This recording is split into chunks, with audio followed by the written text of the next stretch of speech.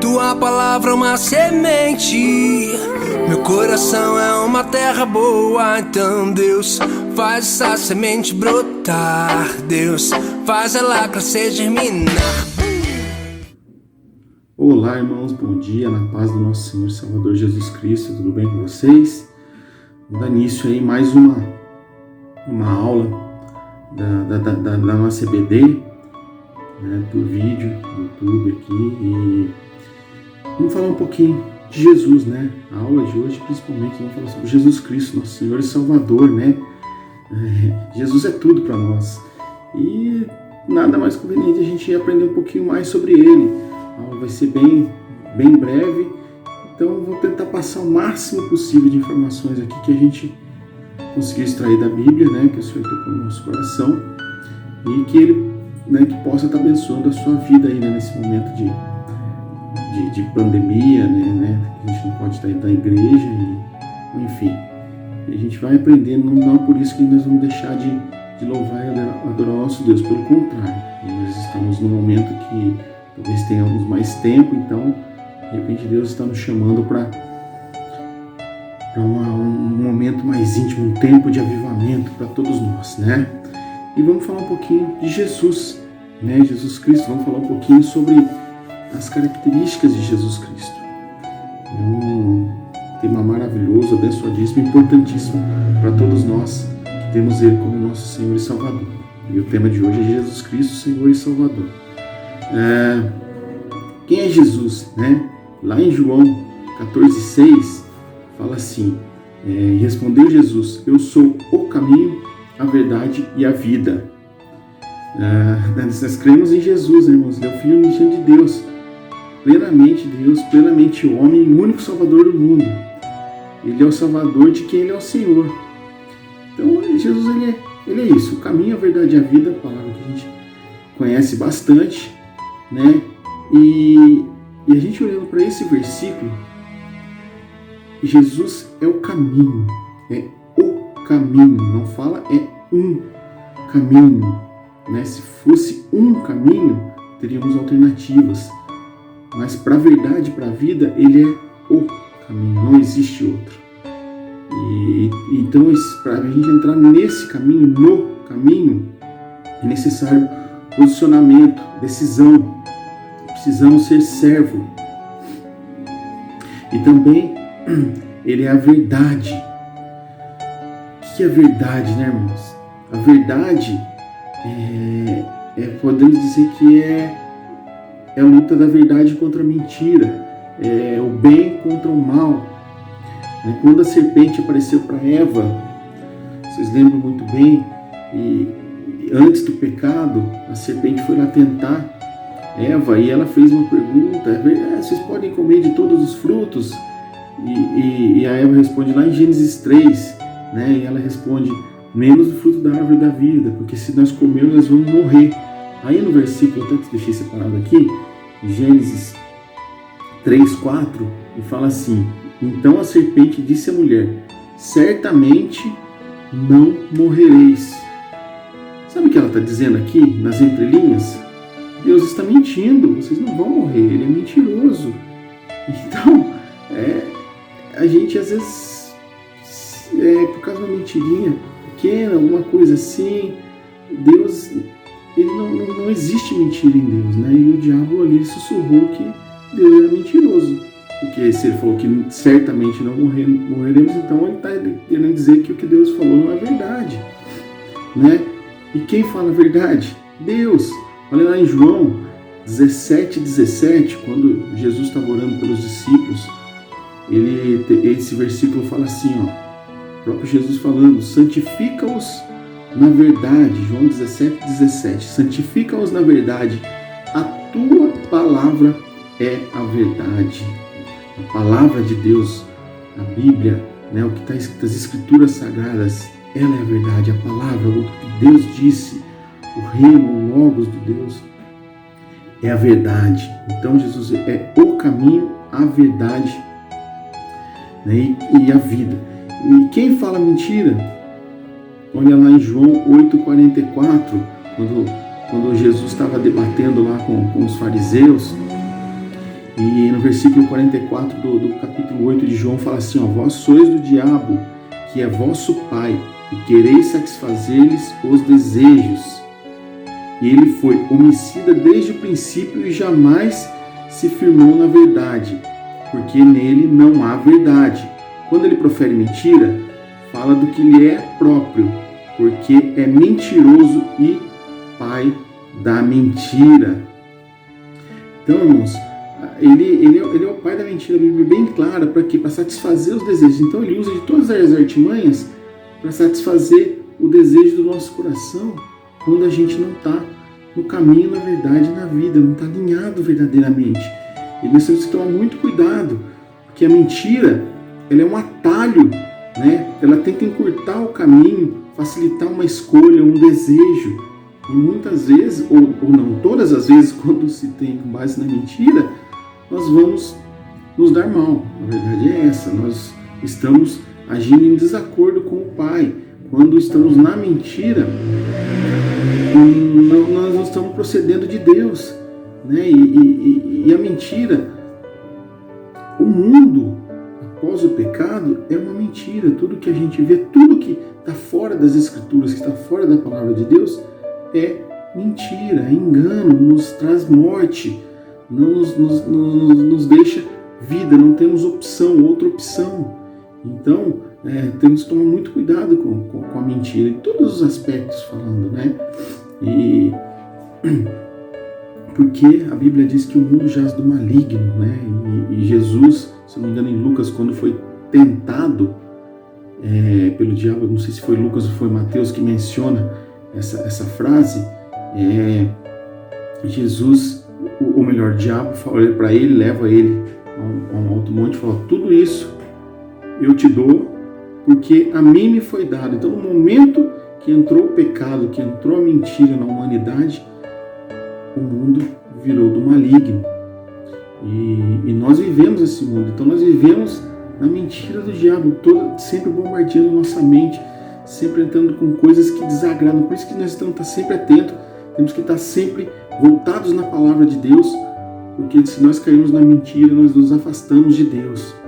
Todo desejo do nosso coração que está em desacordo com a palavra é a mentira do diabo soprando nos nossos ouvidos.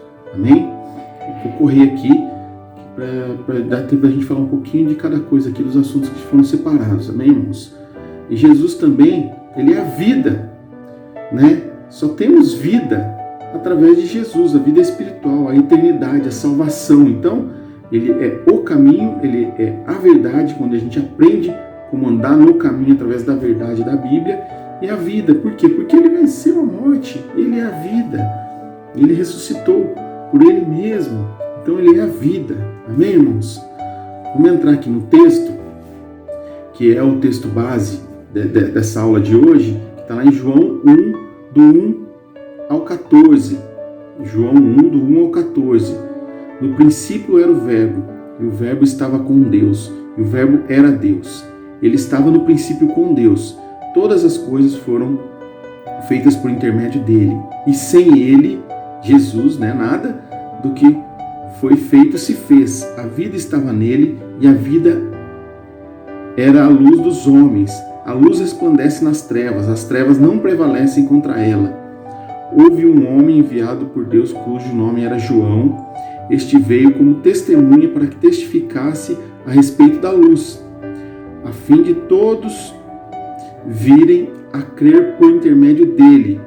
Ele não era a luz, João, mas veio para que testificasse da luz. Está falando de João Batista, tá, irmãos? A saber, a verdadeira luz que vinda ao mundo ilumina todo homem. Versículo 10. O Verbo estava no mundo e o mundo foi feito por intermédio dele, mas o mundo não o conheceu. Veio para o seu e os seus não o receberam, mas todos quantos o receberam, deu-lhes o poder de serem filhos de Deus, a saber, aos que creem no seu nome, os quais não nasceram de sangue, nem da vontade da carne, e nem da vontade do homem, mas de Deus. E o Verbo se fez carne e habitou entre nós, cheio de graça, de verdade, vimos a glória do unigênito do Pai. Glória maravilhosa. E eu queria dar uma ênfase aqui no versículo 12, que fala assim: mas todos quantos receberam, deu-lhes o poder de serem filhos de Deus, a saber, aos que creem no seu nome. Então, irmãos, aquele que recebe a Jesus, aquele que aceita Jesus, é filho de Deus. Do contrário, irmãos, nós não somos filhos de Deus, nós somos criaturas, tá? Nós não somos filhos. Nós precisamos receber ao Pai, a Jesus, para nos tornarmos filhos de Deus. Quer ver a prova disso? Marcos 16:15, na grande comissão. E disse-lhe Jesus: ide por todo o mundo e pregai o evangelho a toda criatura. Entende, irmãos? Nós fomos criados por Deus para o relacionamento com Ele. A partir do pecado, nós fomos destituídos de Deus, nós nos afastamos de Deus e tornamos criatura, porque Deus não nos conhece, ficamos irreconhecíveis, né? E Jesus veio para isso, para nos tornarmos filhos de Deus novamente e passarmos a ser filho, né? Sendo redundante aí. Então, irmãos, para sermos filhos, precisamos atingir a nossa mente e nosso coração. Ocorre uma mudança, né? Precisa ter uma mudança. Olha o que diz em Salmo 1, é um salmo que eu adoro, capítulo 1, versículos 1 e 2. Bem-aventurado o homem que não anda segundo o conselho dos ímpios, não anda na mentira, não se assenta, não se detém no caminho dos pecadores e nem se assenta na roda dos escarnecedores. Antes, o seu prazer está na lei do Senhor, na verdade, na palavra, e na sua lei medita de dia e de noite. Entende, irmãos? Nossa mente lendo a palavra e ruminando aquilo que você leu, praticando, o Espírito Santo vai nos clareando, vai nos dando a luz da palavra. E automaticamente, quando a gente vai meditando, vai praticando, ela desce para o nosso coração. E olha em Salmo 119:11, fala assim: guardo no coração as tuas palavras, para não pecar contra ti. Irmãos, a palavra de Deus no nosso coração impede de pecarmos contra Ele. Por quê?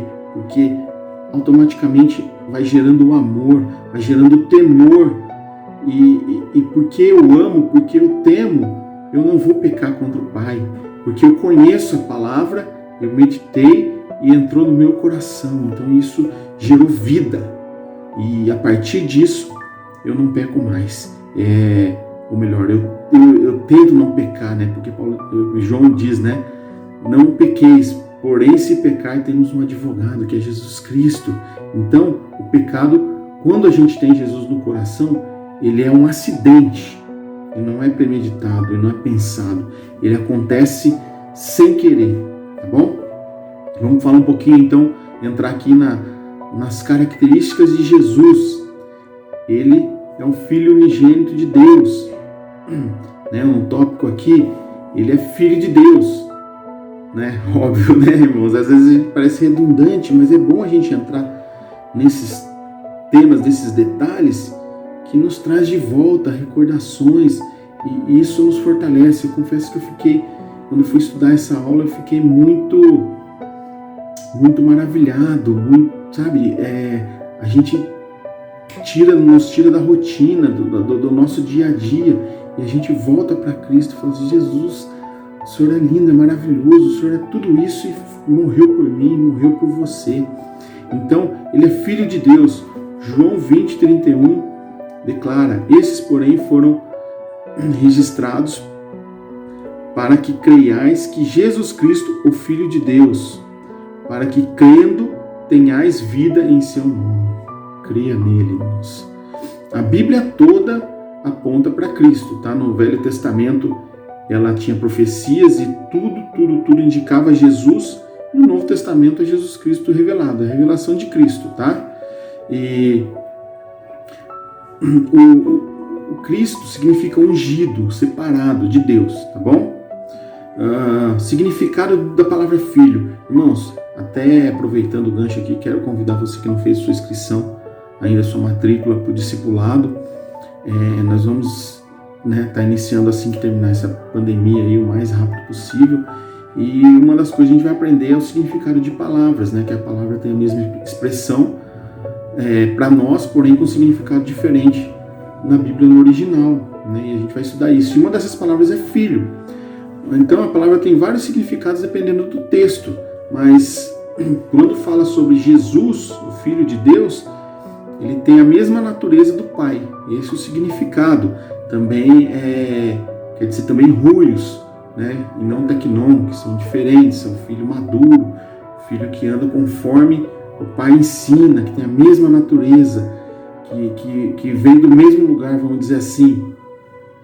E olha que João 14, 8 e 9 diz: replicou-lhe Filipe: Senhor, mostra-nos o Pai, e isso nos basta. Ou seja, Filipe pedindo para mostrar o Pai. E disse Jesus a Filipe: há tanto tempo estou convosco e não me tens conhecido? Quem vê o Pai vê a mim. Como tu dizes, mostra-me o Pai? Então Jesus e Deus, eles têm a mesma natureza, Jesus tem a mesma natureza do Pai. Então quem conhece o Pai conhece a mim. E é isso que está dizendo o texto. Olha João 10, 30, fala assim: eu e o Pai somos um. Ele está dizendo que é igual a Deus. Jesus está dizendo que é igual a Deus, se declarando da mesma natureza. Então, quando ele diz que é filho, é no sentido, ele é Deus também, ele tem a mesma natureza. Tá bom? E também, irmãos, como nós devemos ser pequenos cristos, nós também temos que ter a mesma natureza. E Jesus, no versículo 17 de João, no capítulo 17, do 21 ao 24, ele nos orienta também que nós também temos que ser um, assim como Deus é um em Jesus. E Deus e Jesus e o Espírito Santo, eles são um, nós também temos que ser um.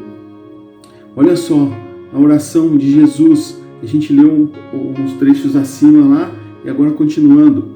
17, João 17, 21 a 24, a fim de que todos sejam um, como és tu, ó Pai, em mim, ou seja, Deus em Jesus, e eu em ti. Entende? Que é uma via de duas mãos. E também sejam eles em nós. Entende? Nós em Deus, para que o mundo creia que tu enviaste. E eu lhes tenho transmitido a glória que tem lhe dado, ou seja, Jesus tem ensinado, tem mostrado o caminho, a verdade, para a gente receber a vida, temos que estar ligado nele, transmitido a glória que tem dado, para que seja um como nós somos. Devemos ser como Cristo é em Deus. Temos que ser um nele, temos que ter unidade, com o mesmo pensamento, com a mesma direção, com o mesmo temor. Através da palavra, ela nos garante, ela nos ensina, Tudo, irmãos, contribui para a unidade, tanto espiritual e também a unidade de um para com os outros, junto com os irmãos. Isso também faz parte, essa unidade. Então, quando tudo contribui, então quando na igreja tem algum evento, alguma coisa, o pastor pede alguma ajuda, nós também temos que estar dispostos. Pode contar comigo, você passou mal, eu estou aqui.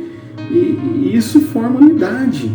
Também é a unidade tanto espiritual quanto física. E nós temos que ter isso em mente. E também,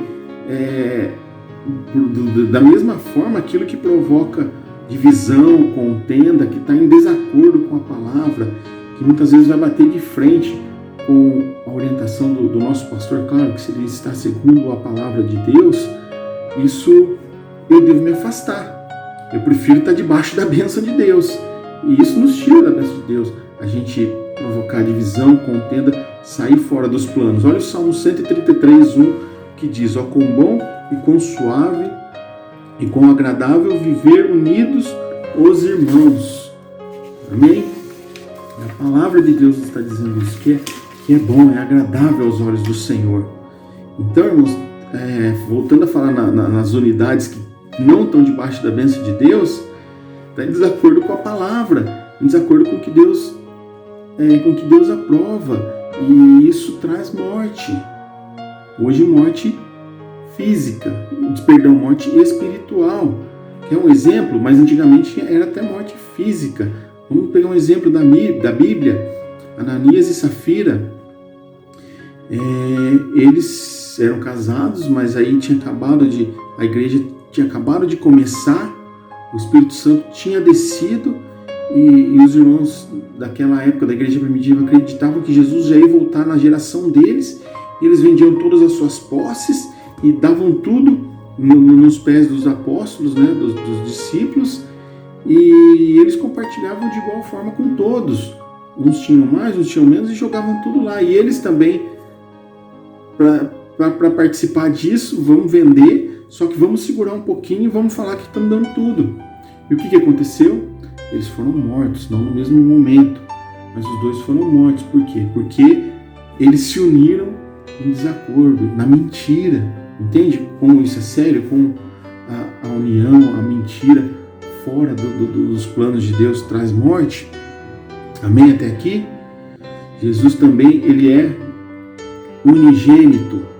Unigênito no original quer dizer monogênes, único de seu tipo, quer dizer exclusivo. Jesus é unigênito, de uma só substância do Pai, é luz da luz, verdadeiro Deus do verdadeiro Deus. Ele foi gerado e não feito. Uma vez que recebemos a Jesus, também passamos a ser filhos dele. Como eu já falei, em Romanos 8,15 fala sobre isso. No 15 em diante, Jesus, ou melhor, Romanos 8,15, o texto todo, aí Jesus, ele é o unigênito. E quando nós quando ele morreu por nós e nós aceitamos a Cristo, ele passou a ser primogênito, né, o primeiro, o mais velho, e nós co-herdeiros. Nós passamos a ter tudo, o direito que Cristo conquistou na cruz pela graça, de graça. Nós conquistamos esse direito também. Glória a Deus por isso. E nós deixamos de ser criatura, nós passamos a ser filhos de Deus, co-herdeiros através de Jesus Cristo. Glória a Deus por isso. Nós falamos um pouquinho aqui, sobre o Filho unigênito, vamos falar um pouquinho da divindade do Filho de Deus, da divindade de Jesus Cristo. João 1, que a gente leu, no princípio era o Verbo, e o Verbo estava com Deus, e o Verbo era Deus. Ele estava no princípio com Deus. Então, irmãos, na criação, ele já estava com Deus, o Espírito Santo também estava. Mostra relacionamento antes da fundação do mundo. Deus é família, irmãos. Pai, Filho e Espírito Santo, eles se relacionavam entre si. Por isso que o inimigo luta tanto para destruir a família, porque família é projeto de Deus, vem antes da fundação do mundo. Antes de ser um regulamento, de ser o que a gente precisa entender, estudar e respeitar, Deus é relacionamento, Pai, Filho e Espírito Santo. O relacionamento é vital para a nossa caminhada cristã, para a nossa vida com Deus. O relacionamento com o Pai, ele é vital. Deus criou, nós fomos criados, irmãos, para relacionamento com Ele. Deus criou Adão e Eva, e toda tarde, antes do pecado, Ele ia visitá-los, Ele ia bater papo com eles. Você imagina, irmãos, Deus vindo todo dia bater papo com você? Ele pode fazer isso, basta a gente crer e deixar o Espírito Santo entrar e nos disponibilizarmos a isso e falarmos com Deus. Então, nós fomos criados por relacionamento. Entende que o relacionamento é tão importante, ou é fundamental, é vital, até antes do regulamento, da obra, de fazer. A gente precisa do relacionamento. E tem pessoas que a gente vê, irmãos, que são excelentes servos, que fazem a obra com maestria, com louvor, trabalham muito bem, mas às vezes não tem um relacionamento com o Pai. Quer um exemplo disso? Na Bíblia, Jó. Nós estamos estudando o livro de Jó nessa semana. E Jó, ele cumpria todos os mandamentos, ele fazia todos os sacrifícios, ele era um homem íntegro, honesto, ele era temente, mas no final fala que ele conhecia Deus de ouvir falar, ou seja, ele aprendeu aquilo, ensinaram, mas ele não tinha um relacionamento. Mas depois né? Fala, antes eu te conheci, te ouvi falar, mas agora de contigo andar. Então, muitas vezes a gente cumpre tudo que Deus manda, mas será que Deus está verdadeiramente no nosso coração? Nós temos um relacionamento com o Pai? A gente possa meditar nisso, né? A gente precisa desse relacionamento. E tem um outro exemplo na Bíblia também, na parábola do filho pródigo, né? Depois que acontece tudo aquilo com ele volta e o filho mais velho se revolta, né? Lá está lá em Lucas 15, 29 e 30, que tem um pouquinho da discussão do pai com o filho lá. Aí ele fala assim, ó, esse teu filho, nessas palavras, e esse teu filho, né, gastou tudo e eu tô aqui, faço tudo, tenho sido fiel a você, trabalho, e você não deixou nem matar um cabritinho lá, e ele se deu um anel para colocar no dedo, um novilho cevado, vai festejar, e eu nem um cabrito para eu matar, comemorar com os meus amigos. Então, irmãos, mostra que ele não tinha relacionamento com o pai. Então, ele deixou de viver, ou ele deixava de viver tudo que ele tinha direito por falta de relacionamento. Muitas vezes a gente deixa de viver o que Deus tem, o melhor de Deus para nós, porque nós não temos um relacionamento verdadeiro com o Pai, né? Nós não conhecemos, nós achamos que não pode, que é inalcançável. Na verdade é totalmente atingido, nós podemos alcançar, porém nós temos que buscá-lo, buscar esse relacionamento, desejar esse relacionamento com o Pai. Então, irmãos, antes do serviço vem o relacionamento. E no relacionamento com o Espírito Santo vem a orientação para o serviço, o discernimento, a sabedoria, né? A gente guardando a palavra, guardando os ensinamentos de Cristo no nosso coração, as nossas decisões, as nossas atitudes serão diferentes. Amém? Até aqui?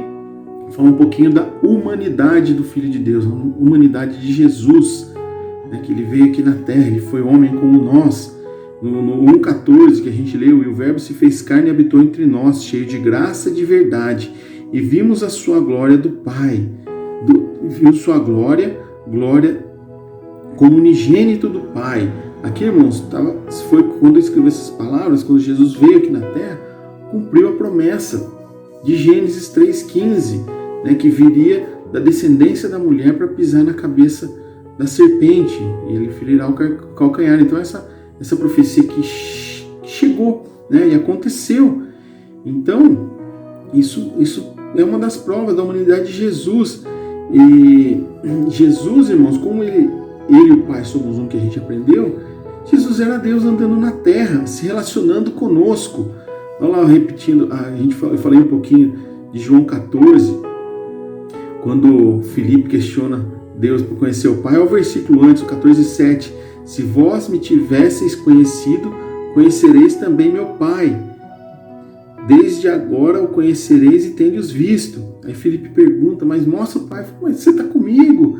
Que você me conhece, conhece o Pai. Né? E ainda Jesus nos dá uma intimidade mais profunda ainda. Lá em João 14, 16 e 17, fala assim: e eu rogarei ao Pai, e ele vos dará o outro Consolador, a fim de que esteja sempre convosco, o Espírito da verdade, que o mundo não pode receber, porque não vê nem o conhece.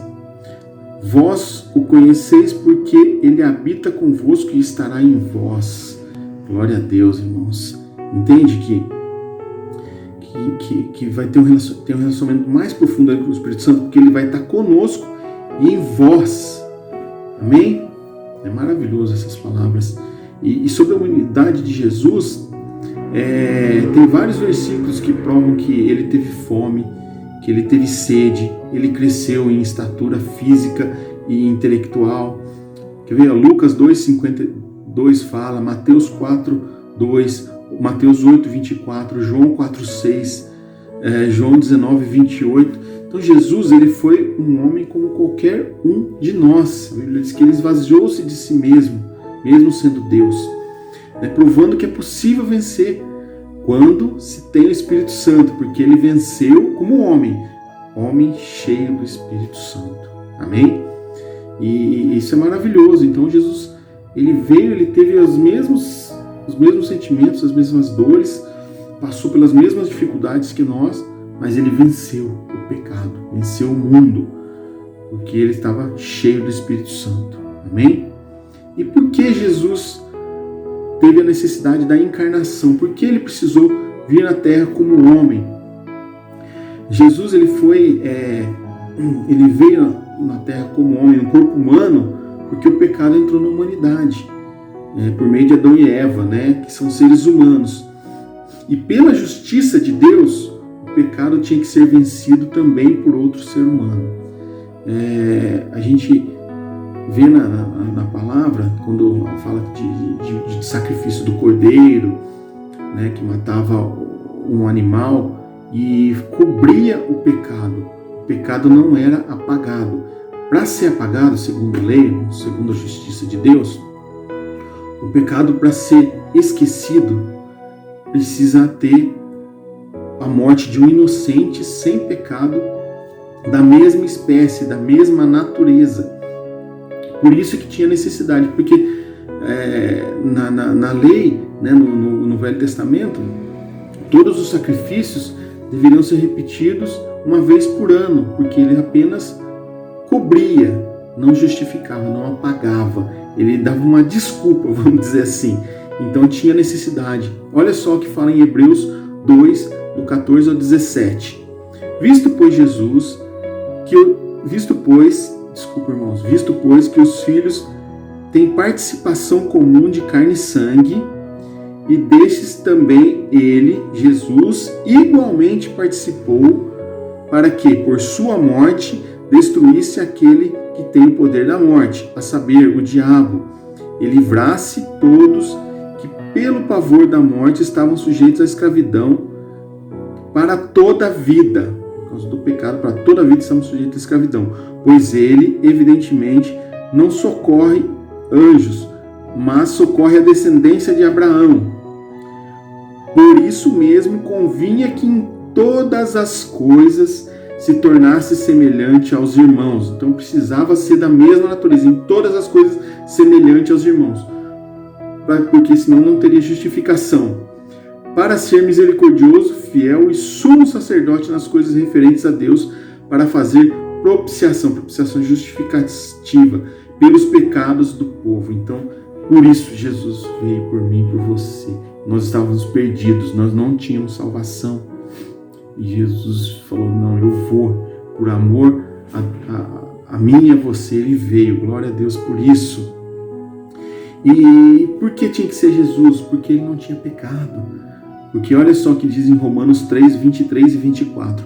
Pois todos pecaram e carecem da glória de Deus, sendo justificados gratuitamente por sua graça, mediante a redenção, o preço de sangue, que é em Cristo Jesus.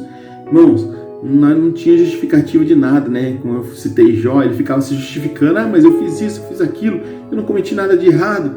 Não tem justificativa, você é pecador como qualquer um, né? O único meio de sermos justificados é através de Cristo, aceitando ele em nossas vidas. Amém, irmãos? Então isso também nos traz outra lição. Como eu posso falar do pecado do irmão se eu também peco, se eu também sou pecador?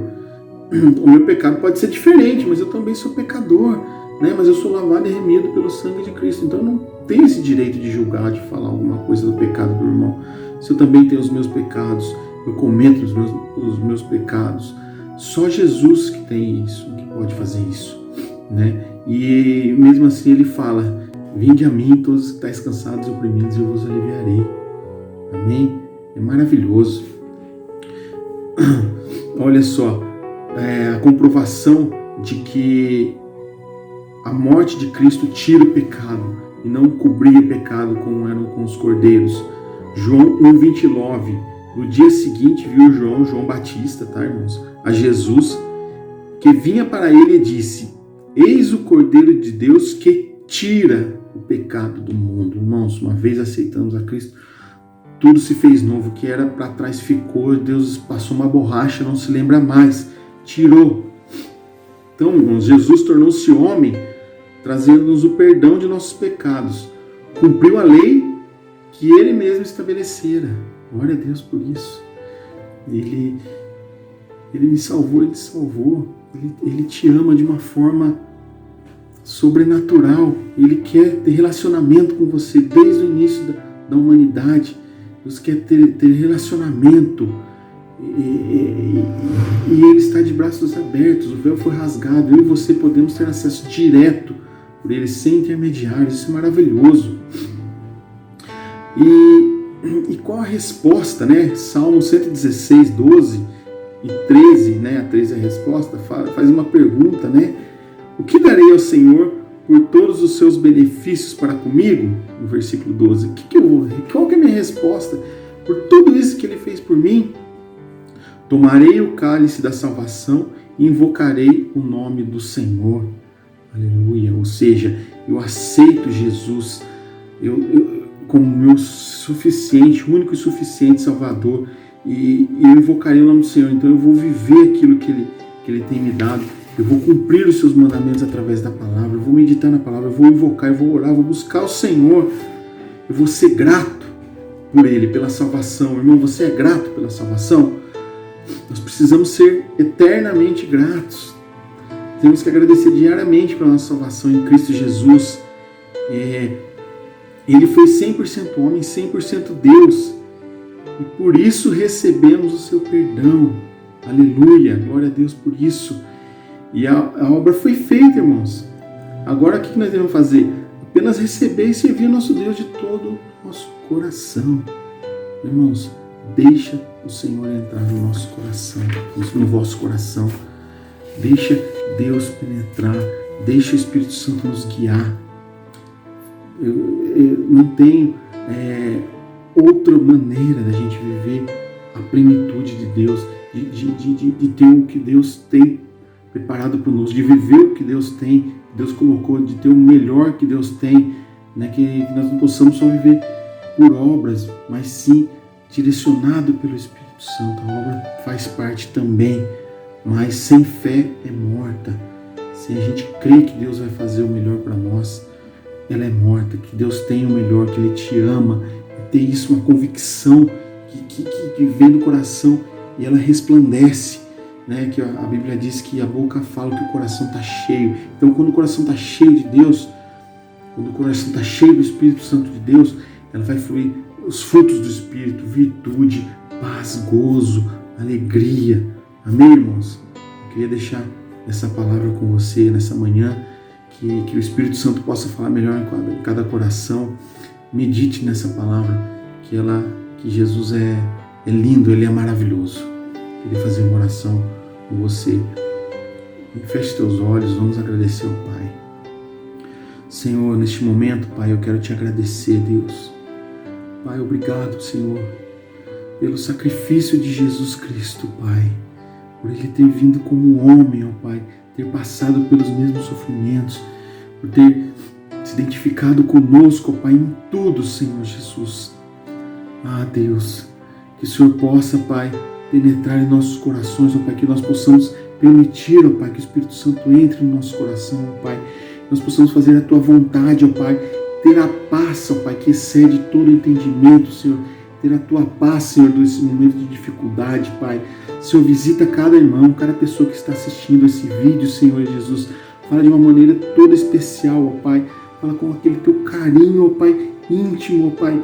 Que o Senhor possa soprar no ouvido, ó Pai. Que só aquele que tem intimidade, Pai, que está perto, consegue ouvir a Tua voz, Senhor. Ah, Deus, visita cada irmão, ó Pai.